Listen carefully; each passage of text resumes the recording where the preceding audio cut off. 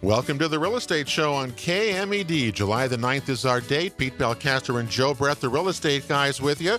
We're both real estate brokers with John L. Scott in Southern Oregon, and we get together with you once a week here on KMED to, well, talk about all sorts of real estate-related issues and topics around the market. And, well, we've been doing this for 7 years. Today is the 7th anniversary of our show, which began in July of 2009. Can you believe that? And first of all, we're still alive, which is really a good thing, and our listeners over the years are the smartest real estate consumers around. Because, man, I'll tell you, it's over 350 shows just here in KMED. Wow! And what great guests, who've shared their market experience with us all. It's wonderful. And kudos to you, Pete, because you're really the driving force to produce the show and line up the guests. And it's a diverse network of folks that come in here from all of the different realms of the industry and from our governmental agencies and across the board. So I learn every time I come to the station. I like that. Well, we have failed in one particular area. Jim Remley, who's the managing principal broker at John L. Scott's with us, and we've been trying to get Jim to give us an hour of continuing education for every show that we've done. And you haven't done that yet, have you? Nice to have you here today. Yes, but I'm excited to be with you today. Well, that's good. We're excited to have you here. Happy anniversary to both of you guys. 7 years. 7 years with this. That's incredible. Shannon Putris is also with us here in the studio in the house today. Shannon is a broker with John L. Scott, remember, you were on our show before, but what I really like about Shannon is she's involved in other things surrounding real estate that so many people do. You got to talk right into that thing though there. Oh. Okay. Well, right, real estate's not just buying and selling houses. It's housing. We have. That's not. Yeah, you got. Joe, that's not either working or something's going on there. You check that. Okay, there you go. Can you hear me now? Yep, I can. Much better. Thank you. Yeah. Yeah. Real estate is not just buying and selling houses every day. It's housing, and there's a housing need in our community for everybody, no matter your income level or if you're homeless or there's so many different ways that our community can get involved with helping the housing market. Well, it's great to have you here. Thank you. We were thinking that 7 years ago when we started the show, what was the conditions like? Jim, you had just arrived, you said, into the valley at that time. Yep. And we remember coming back to the statistics were like over 80% were foreclosed and short sale properties. So that was a bad time in real estate back in 2009 when we started, wasn't it? A bad time would be an understatement, my friend. It was a barren landscape of real estate back then. But the one thing that I think everybody can agree on is that we all want to be homeowners. We all want to own our own homes. Mm-hmm. And we all want to achieve the American dream. And so even though the market was not as good as it is today by any stretch, there were still buyers in the marketplace, amazingly.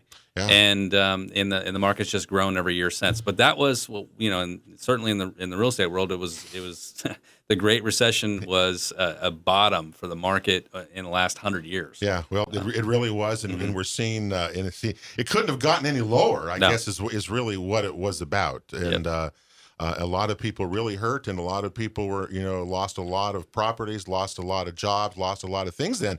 But you look at it today, and it slowly began to build, didn't it? And what was the turnaround, you think, that started the momentum? Because it has not stopped now for some time.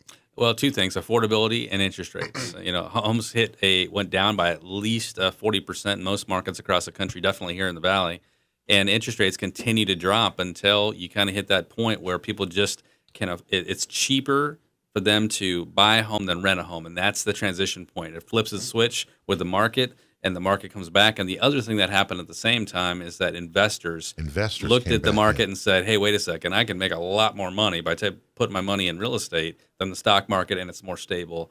And they recognized the huge opportunity as well. And that's what started that. You're right. Renters, it was cheaper to buy than it was to rent. Which, believe it or not, it still is today. Yeah, it still is today, even after all that time. Yeah, wow. All right, see out of that. Can you hear me? No, that does not work. There, you got it. But that's really that's the problem, that we faced with all that. So now you can talk. Go ahead. And you probably have a better chance to buy a house than find a rental right now. Absolutely, no question. You might as well just take the plunge if you're able to. Absolutely, no question about it. The rental market in our market, I think we're down under 1% for vacancy rate. So there's hardly anything to choose from. Yeah, Shannon, what were you doing in 2009? Because we were just, like I say, Joe and I were new brokers then. Well, we were a year and a half. We had been in it a while before we started the show, but it wasn't getting any better. It seemed like at that time. What were you doing? Oh, just like your typical millennial. I was finishing school, living with my parents. Playing a lot of video games? No, I'm just kidding. No, submitting resume after resume everywhere trying to find a job. And I just finished my master's degree and was either overqualified or underqualified, and lucked out and got a job at Harry & David up here. Is that how you started that? And how did you ended up into real estate, though? Oh, well, sometimes things just happen for a reason, Yeah. It actually started, my sister was moving out of state for job opportunity and said, "Oh, Shannon, you should sell my house. You're good at school. Go get your license." So I did. Yeah. And took the risk of getting into the business, but I'm so happy that I did. It's just been such an incredible opportunity, and connected with Jim, and he's been my mentor and Zen master since, and I attribute a lot of my success to him. Thank you. True. And it is a risk. I mean, you take up rolling the dice when you want to become a real estate broker, because it's not an easy thing to do to be successful at. Well, you got nothing to lose, though. Yeah. The worst thing you're going to do is fall on your face. And then what do? You just get up. So I will say Shannon came in with a full-on business plan, which I haven't seen since or ever before. yeah, Really? and a calendar. Yeah. That's great. Had it all right there. Had it all ready to go. Yeah. Well, we look at it today here. A year ago, we were thinking, what a couple of things that's changed from just a year ago. I mean, the market is certainly moving. And I remember when Lennox Scott was here a few years ago. Joe, remember that one? And he was saying this is going to continue. Remember, I was saying it can't be crazy and all that kind of stuff. And he's turned out to be right. Yep. And it has not slowed down. Things have not slowed down. So if you go back a year ago, what have the big changes been around the market that you think that would just strike your fancy about that? Well, I think one shock to everybody in the industry is that interest rates have remained low. I mean, for the last 5 years, we've all been hearing and been told, hey, watch out for interest rates. They're going to start to climb up.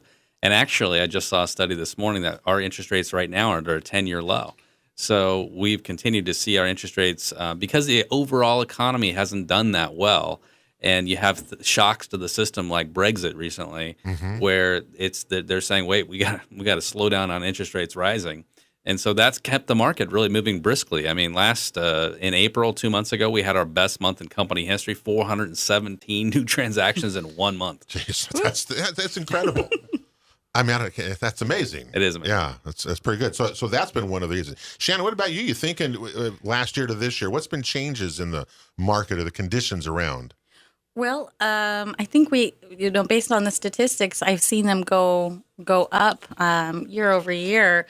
The average priced home right now, I think, was about $239, and last year was about $215, $220. And so, if anything, I've seen buyers have more confidence. Their jobs are stable. The millennials, the people in my age group now feel like they've been at their jobs long enough. They've saved up some money. They're starting to have those conversations with their families and those critical conversations with their lenders, and are starting to put the pieces together. Okay, what is it going to take for me to get into a home? I'm tired of dumping money into a rental year over year, and especially if the rents go up or not, people just kind of want their own space at this point. We're getting to that age. And look at the demand, though. Yeah. This is really a supply and demand business, and we're seeing the demand side right now. Is that what's driving this thing that we're seeing everywhere? Is just the demand for it? It's interesting. Shannon falls in that millennial group. That millennial group, when we study this as an industry, NAR studies it, it's 1/3 of all home buyers are falling into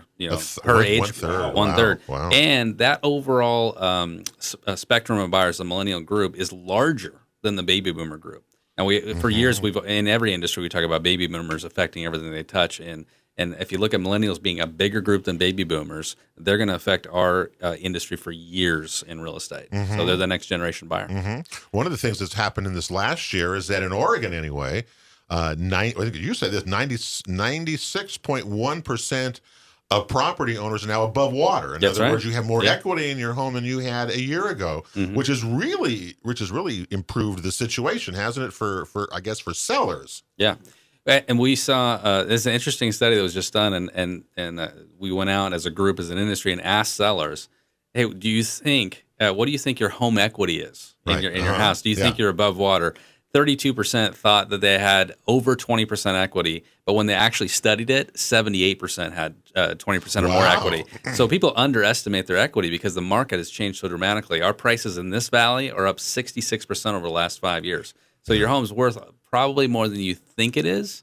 And if you're ever considering selling, now's the time to contact a John L. Scott broker, one of you three here in the room, and find out. Wow. Oh, that's really interesting that would be that way. Yeah, and the sellers, they're trading up. Now they want a little bit bigger. We're seeing an increase in wants for rural properties, and people want a little bit more space, or they're looking to build themselves. We've seen a lot of new construction go up as well, and East Medford, I think, and Northwest Medford areas, but lots of different pockets. But now people are also getting a little more comfortable with the idea of spending their money on upgrades and getting it how they want to get it. Well, if 40% of the sales that come into Jackson County are from out-of-state people moving here, somebody moving here, Right. so 60% of those sales, as Shannon just said, are then people locally who are moving up or moving within the market, right? Is that what that means? Yeah. That's it, but is that healthy? I mean, that's a healthy thing? It seems like it is. Well, you get some of the old timers say we don't want anybody moving in, but the reality is it fuels the market. When you see people moving here, it's usually they're moving here for jobs or retirement, one of the two. Yeah. People don't realize Oregon is ranked number 3 in the nation by percentage for job growth this year. So we actually are adding jobs, and people don't quite realize that jobs are being added here in Jackson County. We've got a pretty robust economy when it comes to high tech and things like that, and hopefully that continues to grow. But when people retire here too, it's good for our industry because they spend their money that they've earned somewhere else, right? Yeah. And that's a good thing. The other good thing about it is new construction. We're starting to see new construction starting to come back online. Every new home built adds at least 3 full-time jobs to the economy locally. Really? Well, incredible ripple effect. And there's the underlying benefits of home ownership, the mortgage interest deduction, the equity that you build, especially in the market that as it projects forward, and the consistent growth that could be. You're paying your loan down and you're appreciating in value. So the core foundations that have been such an important part of our nation's economic wealth and health. Think of when we had to bail out the big companies and we had 85% of our sales were distressed properties. That was a really rough and dark time. So there is good reason for renewed confidence in home ownership and new opportunity, and those millennials are really kind of on their game. Doesn't surprise me. Something else, Pete, that is affecting the market today is what we call the boomerang buyer, and that is people that did lose their home in the downturn, or had maybe even a bankruptcy. We've had enough time now that their credit's recovered and they can buy a home, and they're coming back. They don't want to be renters; they want to be homeowners. I would say one of the big things that I've seen is from the last year. Remember, a year ago was when marijuana became legal in Oregon, July the 1st, 2015. Here we are a year later. Its effect on real estate has been now, and I'm curious to what you two think of this. Or Joe and I talk about this all the time, but what you two think its effect has been on real estate, because it seems like it has had a huge effect in certain areas, maybe. Yes, I'd agree. From my perspective as the principal broker for Medford and Ashland offices, I have definitely seen 2 or 3 or 4 or 5 times a week somebody's coming to my office talking about marijuana and the impact of a sale, whether it's with a buyer or a seller. And it's definitely affected our rural market. We've definitely seen what we would call a green rush in the valley. No question. Shan, you see that too? You seen that at all? Well, sure. Yeah, I have 5 lots in Williams for sale. If anybody's looking to buy a mountain, so it's great business for me. We have a lot of buyers and people that are coming here to take advantage of the land that we have. Just as we saw the wine industry boom, I heard maybe 10 years ago we had 8 wineries, and now we have over 80, and it's incredible. So Oregon's a great state, and it's healthy to bring people here. Well, so we're creating a $1 billion industry. Is what's happening before our eyes, and I don't think the people who are in charge of our counties and our cities, our government people, have any clue.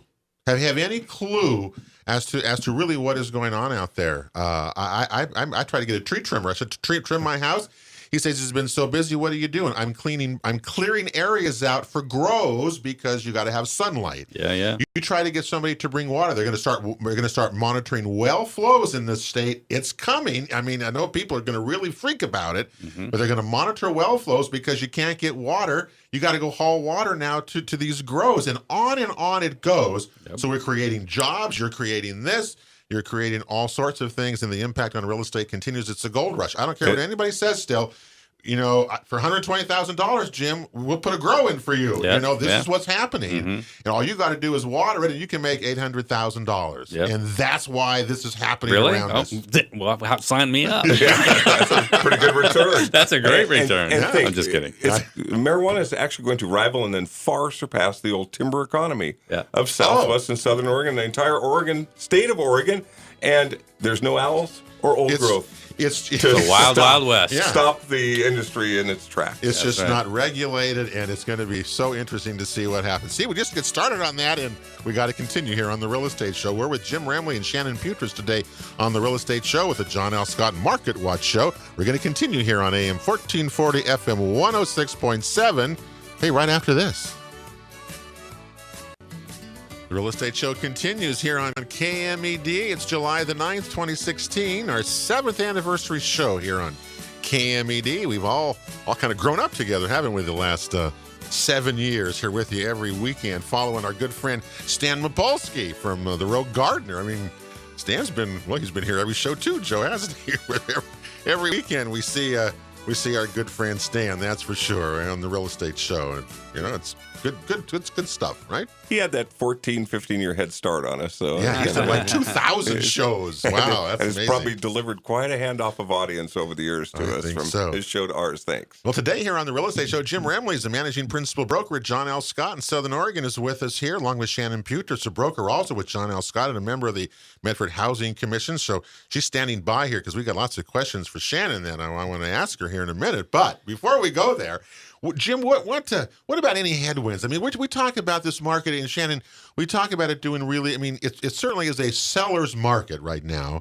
But any headwinds? What do you see out there that our listeners may want to just take notice of what's going on? The two biggest things that I think we're going to be facing, and we are facing now, is first of all, supply. We don't have enough homes to sell, and this is a constant problem for us. We're at the lowest supply that I've ever seen in the last 7 years, certainly. We do a market snapshot report every month at John L. Scott internally, and we study the entire market. Below $350,000 right now, we are essentially sold out because we have less than a month's supply. So that's what you call sold out. I mean, that's what it is. I mean, it's essentially sold out. There are some homes for sale, but most of them that are going to sell are sold instantaneously. I mean, last week we probably had 10 different scenarios where there was multiple offers happening, 4, 5, 6, 10 offers on a house. Oh, my goodness. And I'm helping our brokers kind of navigate that and trying to get our buyers in position to get the homes. Sometimes we win, sometimes we lose, but that's the nature of the beast right now, is that it's a supply problem. And just advice to buyers when you get into those situations, because people, you know, what do you do? I mean, we see that all the time, don't we? I mean, it's out there. Shannon can speak to this too. Sure. Yeah. I had a listing recently that we went pending within 3 hours of being on the market. 3 hours. Yeah. So, and this is your typical beautiful ranch style 3-bedroom, 2-bath home. It's on a nice, good sized lot. It was about landed in the mid 230s. And the couple loved it so much just from the pictures online. So my advice is stay up to date. You know, watch the market, utilize the technology and the tools that we have available at John L. Scott. We have our app that is the most instant, up-to-date app in the property tracker system that will notify you of any new listings, or if you've saved a favorite, if there was a price change. And also make sure that you have your realtor right there on speed dial so that you can go in and see these houses and get your offers written up. But of course, you know, most important at the end of the day, you got to make sure you can pay for it too. Yeah, absolutely. So have those conversations with your lender. You better have your lender. You better be all ready to go. Obviously, absolutely. I think you called it market ready. Market ready day one. That's right. And that really. You have to be prepared to take action. And the biggest challenge I think a new buyer has coming into this market, that the thing that I see that happens to a lot of them is they still don't want to believe it. And so they go out, they find the perfect house. They like, well, let's come on. We'll think about it. Yeah, we'll think about it. Let's offer 10% less than they're asking, that kind of thing. And we know as realtors, when we walk in the house, multiple offer situation. So you got to have a realtor you trust, and then trust their advice. I mean, they're going to guide you, and their job, they have a fiduciary legal responsibility to help you get the best deal possible, to help you have the less hassles, to really try to do the best job they can in representation. But they also want to help you get the house, right? Yeah, so you got to listen to your realtor. It's really important. Go ahead. Oh, another thing that I'm seeing in that 350 or above, or what we would call the quote unquote luxury market. So what I learned in Jim created a program with the Luxury Home Council, the accredited luxury home specialist designation. And in that I learned that to be considered luxury is double the median income. So for us, it's over the 400 range would be considered a luxury home. Okay. Buyers in that range now, because of the inventory levels, they've seen everything on the market. Right. So at the same time, we can go look at the average buyer looks at 11 homes in 11 weeks. Yep. So we'll look at 11 homes within 11 weeks. It's a little bit longer process, but when they do find it, they seem to be a little bit more ready and have everything a little bit more buttoned up. Yeah, probably smart thing to do. And our role as brokers and agents has really evolved a lot since 2007, since we started. The ability for our buyers to find homes, even before we do on the internet. Yeah, they are savvy about the game, and it's, like you said, Shannon, our job is to be ready to get them in, to get written, and have strong offers prepared, as strong as you can come for as much as they might want that house. You've really got to be in that, and then to have it be hassle free. Yeah. That's really where we really earn our keep these days. Is you found it, you've made a great offer, you had all your ducks in a row. Now what the heck? Now what do we have to do to get to the finish line? And that's where we can really come in and really professionally guide you there. Part of it, too, is your strategy and how you write the offer, too. When these multiple offer situations, we have something called an escalation clause. It's common. And we guide our buyers sometimes through that process. And it puts them in a position where they can escalate their offer higher than the next offer that's come in, up to a cap, of course. They can't be gone up to $1 million or something. But we guide them through that process. We guide them through contingencies and being careful not to fill their offer with too many contingencies. So we give them a lot of strategy to help them hopefully get in position to get an accepted offer. Do you think sellers are wanting too much for their properties right now? I mean, I talk to sellers sometimes, and they think it's worth a whole lot more than it may be worth. Right. So they always do. They do. There's never a time when they don't. They don't, yeah. I think that naturally this kind of market kind of breeds a little greed. And I don't say that in a negative way. Right. But anybody that owns anything wants to get the maximum amount they can get from it. And they see their neighbor sell in an hour, or like in Shannon's case, 3 hours. 3 hours, And wow. naturally they're going to say, oh, well, I got to raise my price higher. Right. But there's a point at which that stops working. And you can use that's why if you drive around any neighborhood, you'll still see a sign up that's been up for 3 weeks, 4 weeks, 6 weeks, 8 weeks, 10 weeks, and you go, why isn't that selling? Number one reason why it's not selling: price. Price is too high. That's absolutely true, especially in a market like this. And that's really across all price categories, isn't that true? Yeah, absolutely. Yeah. Price, product, promotion. Price, product, promotion. Right. 50. I'll go ahead. No, 54% of the listings that we take at John L. Scott sell in the first 30 days. So we always tell our sellers, hey, listen, if we haven't received an offer in the first 30 days, there's a problem because it should have sold. Unless there's a mitigating circumstance, if it's way out of town or something like that. But other than that, we got to start looking at what's going on. The upper price categories are different, though, Pete. And I want to explain that just for a second, because sometimes we say, well, does that apply to everything? No. When you get over $500,000, the market starts to narrow for the number of available buyers. So the market times go up. So it's just not as big a pool of buyers. So that's a different market. The activity is really taking place in 350,000 and below. And that's where all of this, which for most of us can afford that kind of a place. Anyways you go. Yep. You talked about supply. What about, I read that, I forget where I read this, that affordability is kind of going to be the biggest issue now we're going to be facing in Jackson County again. Is that what the headwind that we're going to see? That's certainly a headwind. I think Shannon can speak to this too, that affordability and what that means. When you say, what does affordability mean? That means when the prices rise to the degree that they've been rising, they continue to rise. Eventually, somebody that has an average median wage job eventually could get priced out of the market, right? So you have to watch that and be conscious of that. The thing that's helping us right now is super low interest rates. But if those rates start to climb, that affordability issue is going to come back like a lion. Mhm. That's what's happening in Portland right now, is that affordability issue. Go ahead, Shannon. Well, affordability, it's something that is not out of reach for everybody. There's so many programs that we offer in our community, and so many different loan programs. 0% down, first-time homebuyer programs that are available to people. And so I hear the word affordability, and sometimes I just think it's a mental block. Because with a plan and some goals, you can get to where you need to go. Absolutely. When they get there and they're ready to go shopping with Shannon and find the one, it's what we're seeing are homes though that are in need of repairs, or Sure. they have safety or structural issues, and that's a service that realtors will offer in providing to people our professional services to help you navigate through your inspection report and the inspection process and appraisal process and all the many steps that go into buying a home. Yeah, and if you're not careful, it's got to be livable. That's the thing Right. with, if you own it, make it livable when you want to sell it, right? Penalty flag. I think you used the words affordable and Portland in the same sentence.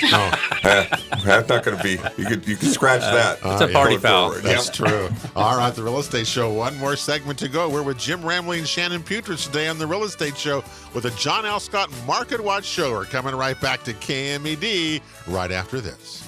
Welcome to the Real Estate Show on KMED. July the 9th is our date. Pete Belcaster and Joe Brett, the Real Estate Guys, with you. Don't forget, you can check out any of our past shows at realestateshoworegon.com.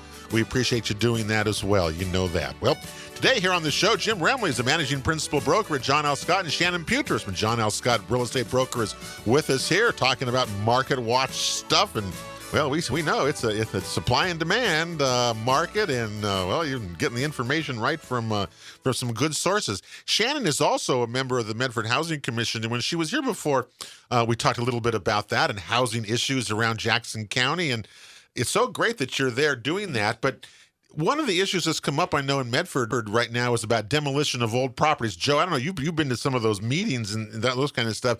So what's happening with that, Shannon? Is that going to be something that personally, I would love to see the city of Medford take some action on this and get rid of some of this junky stuff that's out there? That's just a blight in neighborhoods that owners aren't even taking care of it. Well, Pete, good question. We actually just met last night, the city's Housing and Community Development Commission, and just met about some new programs that we're going to be focusing on this year. We just finished what is called the CDBG program, and it's a community development block grant. Okay. And just last May, we got approval from the city council to approve about little over $1.1 million in funding towards different communities in the program. So there was different ones, like a homeowner rehabilitation program. So for homeowners that were having repair programs that they couldn't afford on their own, go through this program. We also awarded money to other housing-related programs like Maslow Project or Hearts with a Mission and St. Vincent de Paul Senior Center, lots of different really great nonprofits out there. So what we're doing now is also working with some nonprofit organizations, but we're opening it up to the whole community. So we will be marketing what we're doing next. And what it is anybody that's looking or knows of a blighted home, a home completely run down. We don't know what to do with it. It's boarded up. It's sketchy. You don't want to go in there. Mm-hmm. What do? We don't want to look at it anymore. You can go through this application process, and it will be reviewed by our housing commission, and then we would go through the process of making recommendations to city council. So lots of things happening. And the most exciting thing is that we're doing something about it. Yeah. Before you see something like that, you call it in. And it goes to the city, they come in, they do a citation, they find somebody, they find them again, and it just becomes a cycle. So this is our way to work with the nonprofits to use it as a tax benefit, but also get those homes cleaned up so new people can get in there. Good for you. Thanks. I wish you well with that because it's needed, and I think no one would argue with that. It's a public safety and it's a property value issue in these neighborhoods too, Pete. Yeah. Those empty houses sometimes are home to people in there that wouldn't be in your neighborhood and wouldn't be right next door if that house was taken care of properly. And certainly any type of thing next to you like that, you want to go to sell your home and take advantage of the seller's market right now. It's going to make your case a really tough one. Well, it's absentee landowners a lot of times, have these properties and they live somewhere, who knows where, but I guess they're still paying the property taxes on them because 5 years, they foreclose you. So they must be doing that. But I guess. Well, and then another great thing, though, that the different organizations in the community are working on is what do you do with the people who can't afford even the rentals, let alone buy a home, and then you kick them out of these other homes. So there's a proposal right now by Rogue Retreat to do the tiny house village over on Front Street and 3rd. And it's just this little house where people, at least two people, can sleep safely without getting cited, $3,000 sleeping on the street. And it has, it's gated, and it has bathrooms and laundry, and just to give people this hope to pick themselves up. And it's a model that they were using in Portland and Eugene for a while. So. Well, the home builders weren't too happy with it. Brad Bennington wasn't too happy with that. Sure. But, you're going to do this, and I can't wait to see how it comes out. Because if it works, then that might solve that problem that we've been talking about this and homeless and housing of homeless around here, well, for 30, 40 years. And we've not solved it or even come close to it. So this sounds like at least it's a concrete project. And hey, good luck with that, Shannon. I'm glad she's there. Yeah, watching over this, giving because back. she just doesn't give it back, but she's also very conscientious. And you're a young person, which I really like about that, Shannon. That you're really involved with that, and good for you, because we need you. Everybody deserves a roof over their head, a safe roof over their head. Yeah, and that's a good way to do that. Well, before we get out of here, supply, demand, summer. I don't know what in the world we're up against here, but I think this is going to continue, Jim Remley. Look hard, write fast. Yeah, that's right. Yeah, and also wanted to remind people, don't forget, because there are still foreclosed properties that come open every week at homepath.com. You can get on there. You have to have a broker help you there, but. Don't also think that there are no more foreclosed properties. They're only making up less than 10% of the market, but their properties, 5 or 6, come on every week. I see them all the time. So keep your options open. Keep your options open. Absolutely. All right. Well, we're going to go around the room here today. If you have some listings that we want to share with you, Jim doesn't have any, but he gets to see them all. I used to prove them. Yeah, I used to prove them. So Shannon's our guest here today. So Shannon, we'll let you go first. Okay. Well, I'll just keep it short and sweet, like me. Okay. So I've just got about 14 listings of land. Whether you're looking to buy a luxury lot in East Medford, or buy your own mountain in Williams, or beautiful views off Old Stage Road, call me. I've got a ton of land listings available for you. Land listings, and those are. We hear a lot of stories about how that's disappearing, in terms of buildable lots and buildable things. Okay, Joe, you got Pete, 1040 Sandoz in Twin Creeks in Central Point. I think it's one of the hottest deals on the market. It's price per square foot. It's a screaming deal with the other properties that are active and pending in the market right there. And 2,300 square feet. It's got an in-house filtration system. It's got surround sound, remote control throughout the house, and the lighting. An atrium with entrance to the garage and out to the back door. It's one of the really gems out there in Twin Creeks, and it's just looking for the right buyer. Folks to give that a look. All right, and I got one up. If you're looking for a vacation home, East Hyatt Lake, up at Hyatt Lake, B4. It's a half acre. It's a BLM lease. Those leases are you just sign a lease and it extends in forever. It's very interesting how those work. Wow. Different BLM leases are different than Forest Service leases, like at Lake of the Woods. Anyway, I've learned that about it. Wow. Anyway, this is a cabin there. It sleeps up to 10. It's lakefront property, a terrific place for a family to use, for a vacation home. It's one of 11 cabins that have been built up there that you can buy. Boy, and for first-time home buyers, we've got one in the works. It should be on the market this month on 4th Street in Medford. That's a 3-2, one of the rare 3-2s that are available anywhere within a half-mile radius of that. And it should be a hot item. It's in great condition and would make a great starter home for someone. That's on 4th Street in Medford. All right. See, lots going on. See, there's supply. Look at that, supply. Jim. There's a little bit of supply there. We need it. More. All right. Well, hey, that's about going to do it for the Real Estate Show this week. Thanks for joining us, Shannon. And Jim, nice to have you as well. Thanks. 7 years worth of shows. And, well, we got more to come along here on the Real Estate Show. We're going to take a break. We'll see you next week. In the meantime, have a great week, everybody, and God bless. We'll see you next Saturday here on KMED. You've been listening to The Real Estate Show on KMED AM and FM radio, presented by John L. Scott Real Estate of Southern Oregon, along with All Cities Property Management, the Home Builders Association of Jackson County, Ditech Mortgage, the Jackson Soil and Water Conservation District, and the Rogue Valley Association of Realtors. For guest information or to watch a past show, visit us online at realestateshoworegon.com. Join us again next weekend for Southern Oregon's one and only Real Estate Show on KMED.